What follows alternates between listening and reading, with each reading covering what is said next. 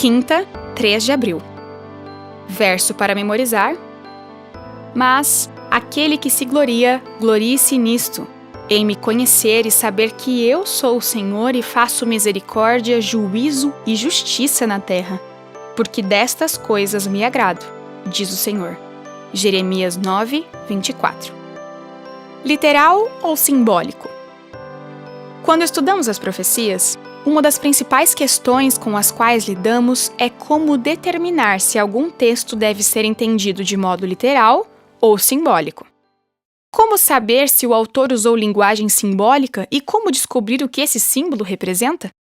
A principal maneira de descobrir isso é analisando como os símbolos ou figuras são usados ao longo de toda a Bíblia, em vez de observar como são entendidos em nossa época. Por exemplo, alguns concluíram que o símbolo do urso em Daniel 7 representa a Rússia, porque essa imagem muitas vezes é usada hoje como símbolo desse país. Contudo, essa não é uma forma confiável de interpretar o simbolismo profético. Ouça os grupos de passagem a seguir, permitindo que a Bíblia interprete a si mesma. Daniel 7, 7. Depois disto, eu continuava olhando nas visões da noite, e apareceu o quarto animal, terrível, espantoso e muito forte. Tinha grandes dentes de ferro. Ele devorava, fazia em pedaços e pisava com os pés o que sobrava. Era diferente de todos os animais que apareceram antes dele, e tinha 10 chifres. Daniel 8, 3. Levantei os olhos e eis que diante do rio estava um carneiro, que tinha 2 chifres. Os 2 chifres eram compridos, mas um era mais comprido do que o outro, e o mais comprido apareceu por último. Daniel 7, 24. Os 10 chifres correspondem a 10 reis que se levantarão daquele reino. Depois deles se levantará outro rei, que não será diferente dos primeiros, e derrotará 3 reis. Grupo 2.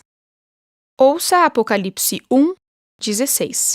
Na mão direita ele tinha 7 estrelas, e da sua boca saía uma afiada espada de 2 gumes. O seu rosto brilhava como o sol na sua força. Efésios 6, 17. Usem também o capacete da salvação e a espada do Espírito, que é a palavra de Deus. Hebreus 4, 12.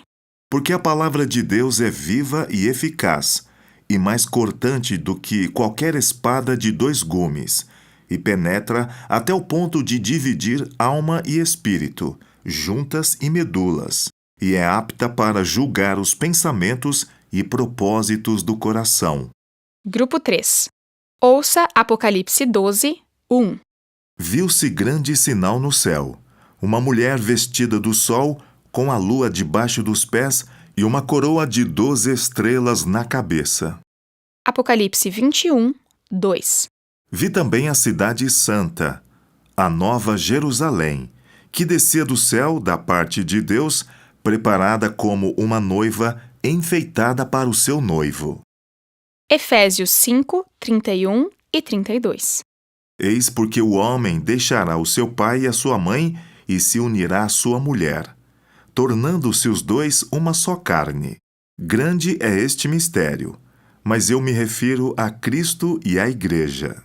Jeremias 6, 2. Deixarei em ruínas a formosa e delicada filha de Sião. Pergunta 5. Que símbolo profético aparece em cada grupo de passagens e o que esse símbolo representa segundo a própria Bíblia? Quando seguimos o princípio de que a Bíblia deve interpretar a si mesma, a maior parte dos mistérios que existem por trás do simbolismo profético desaparece. Vemos, por exemplo, que chifre simboliza poder político ou nação, espada representa a palavra de Deus e mulher se refere à igreja. Vemos claramente a Bíblia se explicando. Por que Deus falou por meio de símbolos em vez de ser mais direto em sua revelação? Por que Pedro, de maneira enigmática, referiu-se a Roma como Babilônia? Existem razões pelas quais Deus escolheu se comunicar por meio das profecias usando símbolos. Se o Apocalipse tivesse mencionado Roma diretamente ao tratar de seus erros e males, a perseguição à igreja que já acontecia se tornaria ainda pior. Sejam quais forem as razões para o uso de símbolos, podemos ter certeza de que Deus deseja que entendamos o que os símbolos significam. Mesmo que alguns símbolos e profecias sejam difíceis de compreender, como podemos nos concentrar no que já conseguimos entender? Como isso pode fortalecer nossa fé?